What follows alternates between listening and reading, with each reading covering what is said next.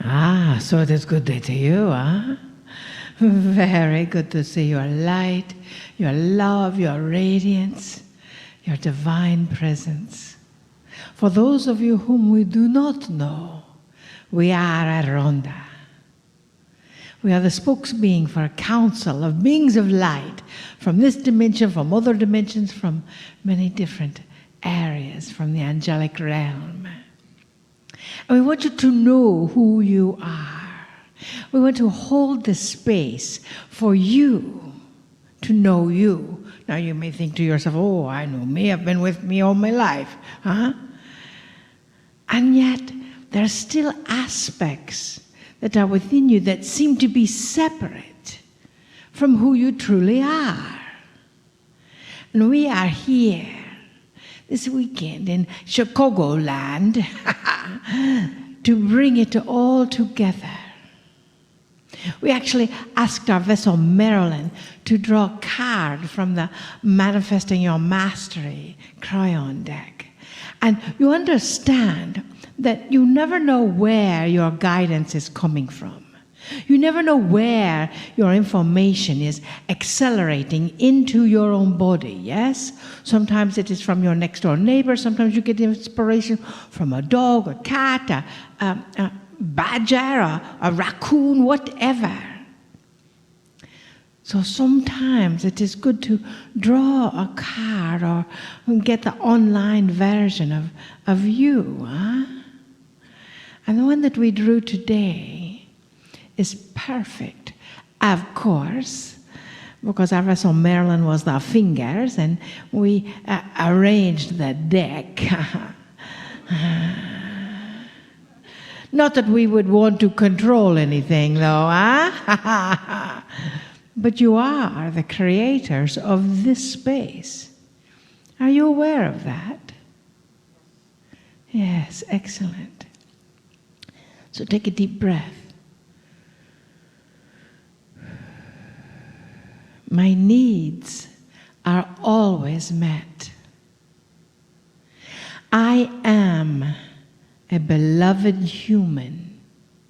We know some of you that comes as a surprise, but you are a beloved human who is blessed with continuous love and abundance from Gaia and the Creator.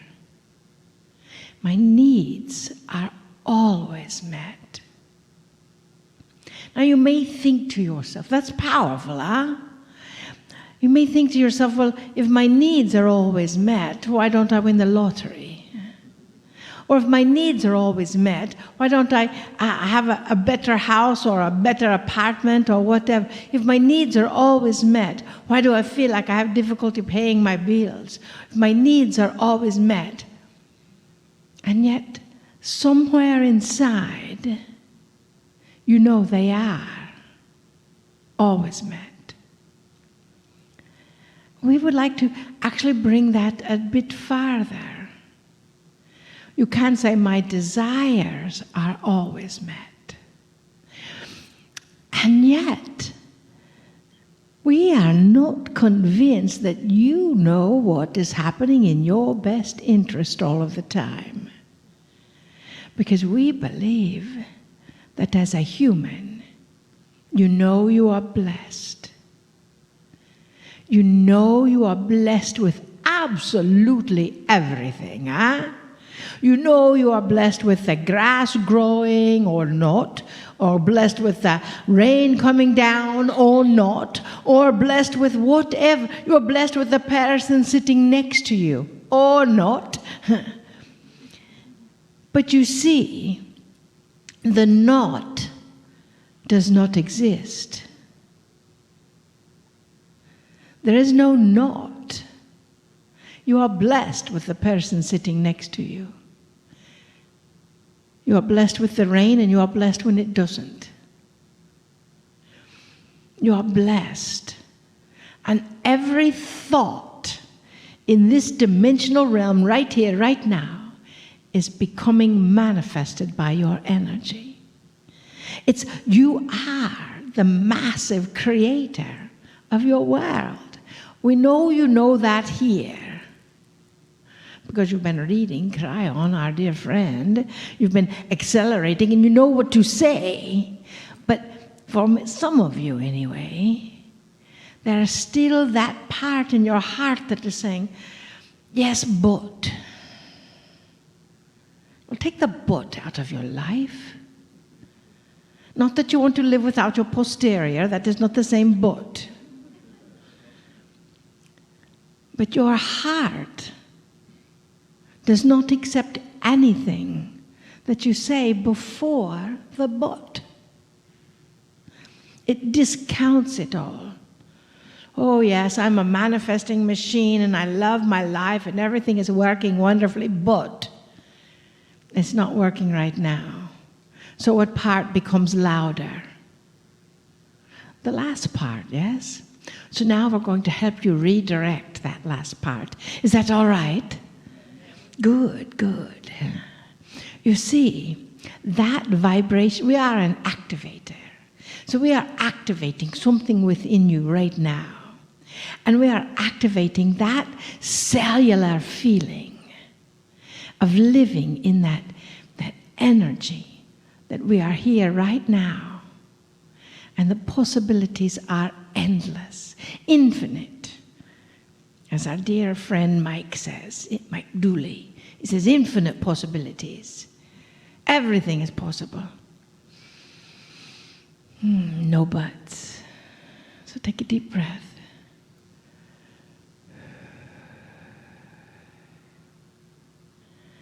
Breathe into that space of divine frequency.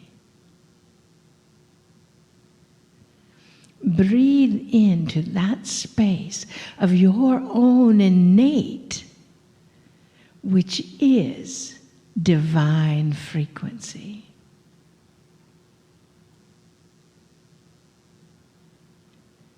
Take a deep breath and do it again.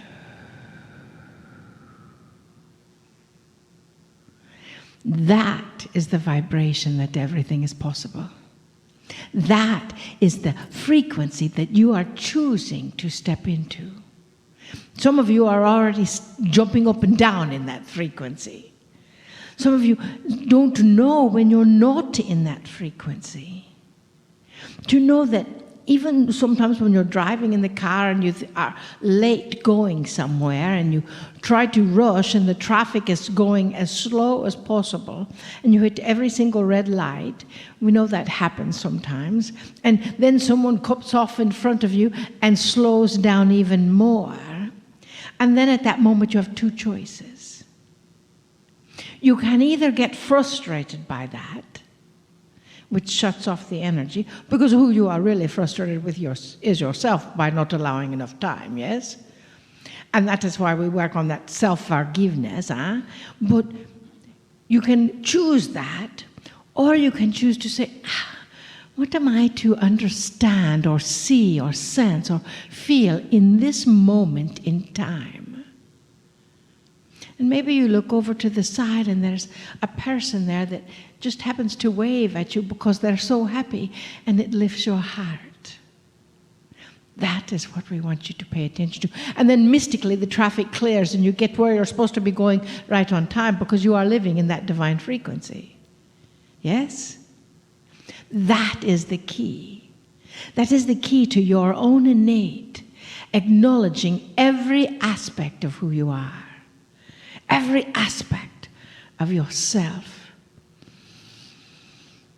And it is pretty exciting that that is where the world is right now, right here. We're not sure that humans have ever been here before. We know that you may believe that to have your needs always met, that you define them, like I'm going to win the lottery, I'm going to get this big house, I'm going to get this new car, I'm going to get that, I'm going to get that. Yet we believe that the universe, source, the creator, Gaia, actually has something better in store for you that you can't even quite imagine. that something better in store for you is where the void sort of comes in and builds upon itself, yes? It's where the thrill of the vibrational frequency is coming through and accelerating you. We know many years ago, our vessel Marilyn shook her fist and said, I want a partner here, I want a partner. And she kept doing all the little dances and all the little smoke out in the universe and putting things in her relationship corner. I want a partner, I want a partner. Well, she got the joy, which is not the partner she had envisioned. However, it was actually something better. Not that it wasn't the romance thing, that is not it. It was being able to take her mission as she was accelerating it to the next level. She could never have imagined that. So, allow your mind to relax and feel into that love frequency and say, I accept that all my needs are met and I always get this or something better. Take a deep breath.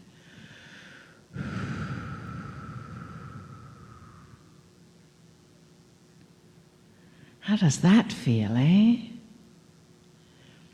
Do you feel your soul smile just a bit? Wiggle your patootie to relax and get excited about the frequency that is coming through you. We honor that.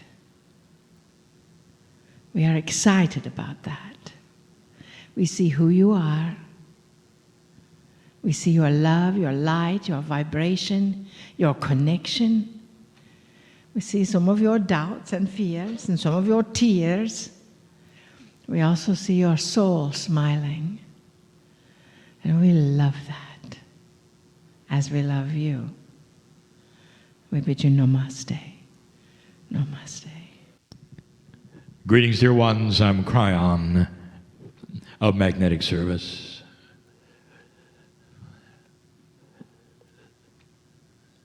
I'd like to talk a little bit about connection, and we have before. I'm aware of those who will hear this message, perhaps for the first time, that they've even heard any channeling. I want to talk about connection, and the connection that I want to speak of is that from your mind and your consciousness and the way you think to something beyond. There is a shift happening on this planet that's going to require a different kind of thinking. What if you awaken someday, perhaps in 200 years, and the big talk is intuition? And you find that everyone is stopping for a time of day, not to meditate, but to hear their intuition. What if there has been an evolvement of humanity to the point where intuition is guidance and it's acknowledged? And you'll see advertisements on your media. The best way to have the intuition is this way or that way. You expect that. What I'm telling you is that this is not what you would expect. Not today. But it's a paradigm that may actually occur, where humanity starts to understand the connection is that which is more than simply from that synapse in your mind. I want you to remember that, which even the scientists will tell you, that the neurons in your brain, they're a storage system for your computer of thinking. And so the thinking, like any computer, takes its smarts and its logic from that which has happened, including that which is seen to have happened by what you see or study or you're told. It all goes into the computer. But when it comes to intuition or original thought, even ideas, the psychologists will tell you it must come from another place.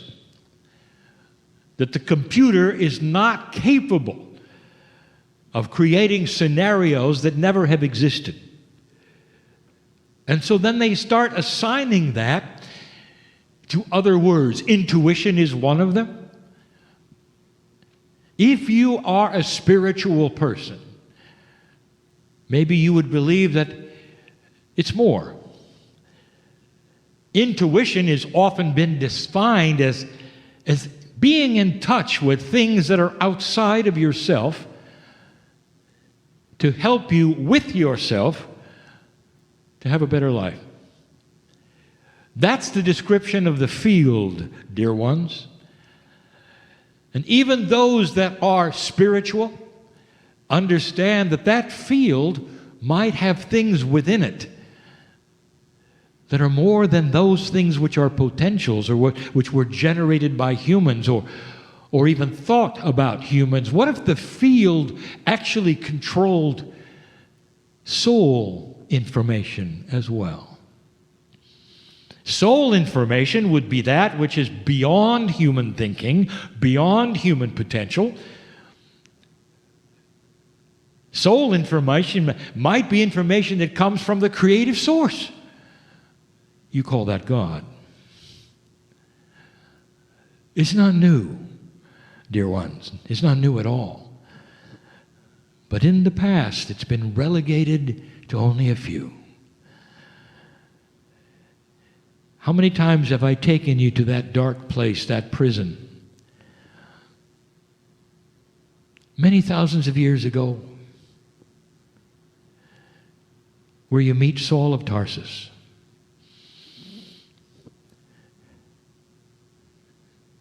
That man, he had an experience on the road which opened him up to paradigms of thinking that he was not really ready for. And he became Paul the Apostle. And you find him in this dark place, in this prison, writing under that dim light. And what he is writing is the story of his love for his Savior. It becomes a story that is beautiful because that man that he writes about has shown him the face of God. He writes about the beauty of it, and his pen drips with truth and love and compassion, and is sustained even today in the scriptures all around the world, in what some of you have called the New Testament. I ask the question, where did that come from? Was that his mind? Was that coming from the intuitive part of Paul? Was it the logic of Saul? Or was he channeling something that became permanent in the societies of this earth to this day? And I think you understand it's the last one. This man was channeling the creative source and outpoured as best as he could the words that describe the love, the beauty, the new paradigms that he saw in the one man. That man who became synonymous with love, who changed a dispensation, who showed humans what humans could do that humans thought were impossible. I give you that to show you that the connection that I speak of, you've known about for a very long time. But so many have thought it belonged to the special ones, the ones of history, or the ones coming, or the ones perhaps that are born to do this, not understanding that in this shift, that is what's coming to you. Every single human being comes into this planet with a beautiful, magnificent soul. It's apart from that human 3D. And it stands apart perhaps all your life. There are some who discover it and realize it's a source of information that's personal, beautiful, benevolent, and actually can help guide you from place to place. It's a source that's connected to that which we are now beginning to call the field. What if every potential, small and large,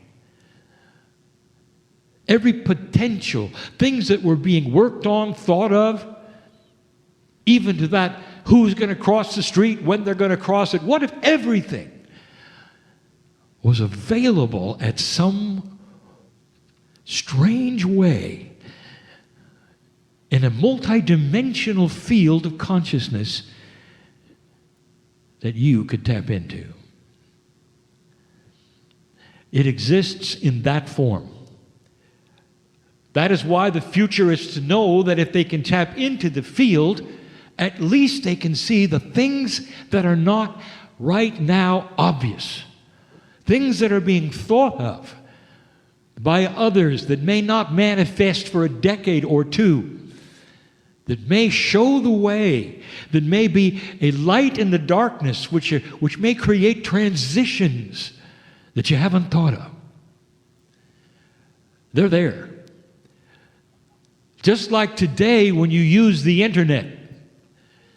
Have you ever thought of this? The internet is not really something that is owned by anyone. What a concept. Everything you have is owned by someone. The airwaves, regulated and owned by someone. And yet the internet is not. Keep it that way. Now explain the internet to somebody 200 years ago. And the answer is you cannot, because the inventions that led up to its use were not there. And so it becomes a mystery. It becomes a miracle. And if you tried to explain it to someone in another generation who had never seen anything that was electric or electronic or communication, it would be a fairyland to them, and they would not believe you. It would be of no use at all. Imagine 200 years ago a futurist thinking, where is this going to go? Who has just been presented perhaps with the telegraph and saying, what if there could be lines between every single house? A telegraph. They couldn't think beyond the dots and the dashes, but they could think beyond one line going to one city. What if that wire could go to everywhere? Even before wireless, they were thinking of the idea that there could be, maybe, just maybe, a way of taking things and moving them from one place to another without the wires. A transmission of some kind. They were thinking of it, even when they thought about the telegraph. Radio. That's what you are now working with every day of your life. Now, I bring this to you because if you were there 200 years ago, you never, ever would have known about the value of the internet today. Because you couldn't imagine the inventions that would come from A to B to get you there. 200 years is not that long. It's not that really many generations. I take you 100 years. That's a little longer than the lifespan of one human today. What is it you haven't thought of that'll get you from A to B? And what if B is peace on earth? What if B is a connection that humans are starting to have with the field? What if it's starting to be understood that as humans just sit there in the chair, they're connected? They're connected to each other in a way that no one told them about. They're connected in a way that they don't even have to be spiritual to understand there is something that is multidimensional that surrounds them called potential consciousness. In the last 20 years, consciousness has been proven to be energy. And if consciousness is energy, that means that it is totally different and acts totally different than what you formerly thought it might be, whatever that was. But now you see it's got physics. So the idea of potential consciousness, in other words, what happens to that which is thought about? What happens to ideas? Do they just stay in a brain? If they're intuitive and captured from the field and developed, they came from the field. That means they're in the field for you too. All of these things become physics. And that's when the futurist looks at, if they are physics, are there things that can pick them up? Are there things that can reveal the height of potential or not? Perhaps there are ideas or perhaps events that might be there in the field, but so many of them are never going to happen. Is there a way of determining which are the most likely to happen? And that's when the light and the dark quotient start to mean something.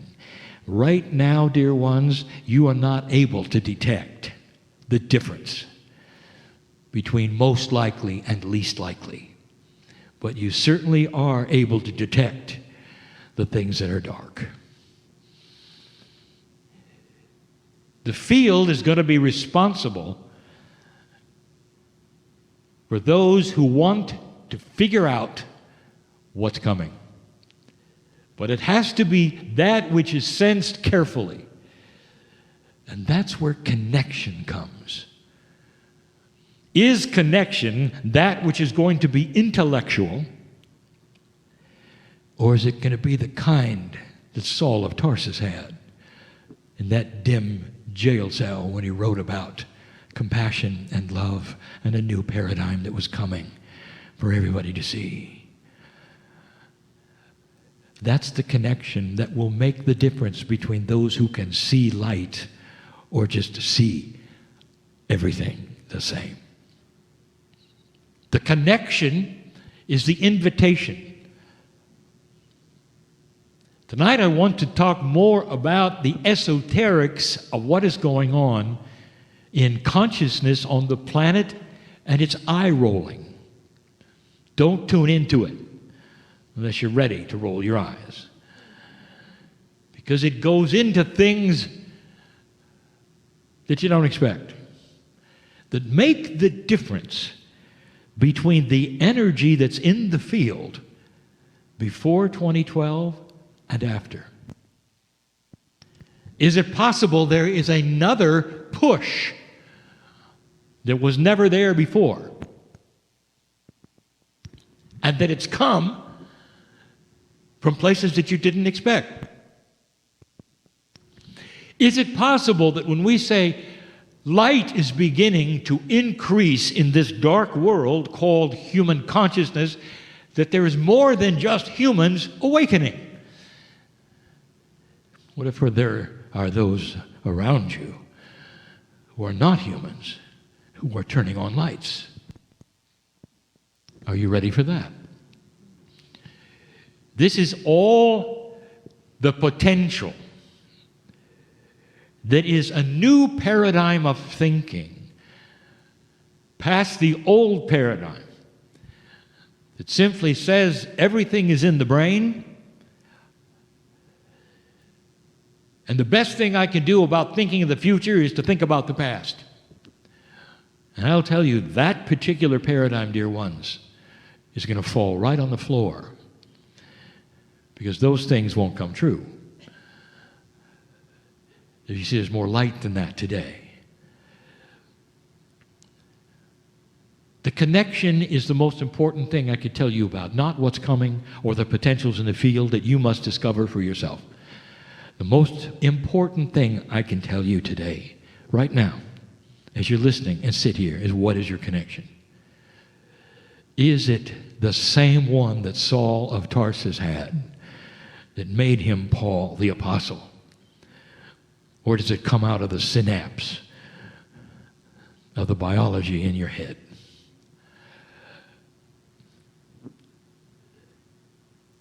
If you will involve intuitive ideas and thought and sit for a moment and let them pour into you, no matter what you've been told or expect, you are going to come out with an entirely different result.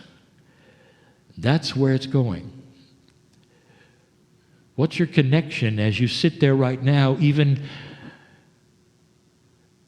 to standing up and going home? Are you connected? Is it important enough for you to think of it as a 24/7 idea? Or is it something you're going to sit in a chair and develop and say, now? And the clock starts and stops and the connection is only there for a little while. There will be those who do that, not understanding that the connection is built in. The connection is you. It's got your name on it. But it's so far-fetched to many people who forever have prayed at a certain time or meditated at a certain time or have structured their lives for this and that and this and that, never understanding that the connection may change all of those things. The connection. It's different for every single one of you. Dear Kryon, are you going to do it again? You're going to tell me about something and not tell me how. I always tell you how, but some of you don't listen. Or perhaps you think, well, that's just too simple. Do you believe in the Creator?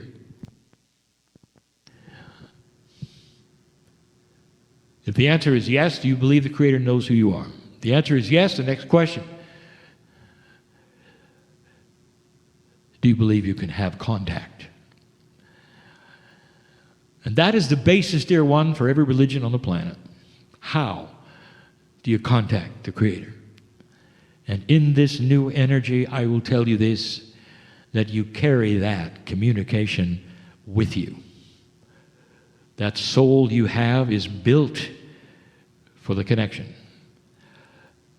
And whether it's a little or it's a lot, or whether it's through intuition, or whether it's through channeling, or whether it's through your hands if you heal, or your school when you learn, and you have different ideas from the ones who learned before you reading the same words, that comes from your soul, from the field, from a multidimensional source that is God. Call it whatever you wish, but it's new, available, and more powerful today. You look around you and what do you see? You see new ideas and things happening that some of you are confused with because they never happened before. And sometimes they're benevolent and sometimes they're odd or strange or seem to be difficult because that's the way change is. Tonight I'm going to ask you the biggest question I've ever asked, as you'll see, about your reaction to what you see. The connection is the beginning of everything. You cannot move forward, old soul, with the computer only. It's got to be the idea that something happens when you say, I want the connection. When you have intent. 30 years, I've been saying to you, intent is powerful. If you sit down and you intend to connect, that is your free choice that is seen by everything around you that's invisible, that some of you don't even believe in, that starts to make the connections because you said yes and you gave permission. Simple as that. Dear Spirit, I don't know who I'm talking to. Dear Spirit, I don't know anything about you. Dear Spirit, give me the connection so I will. And that's when it starts happening. Every day you can do that. And every day you'll be connected. And so it is.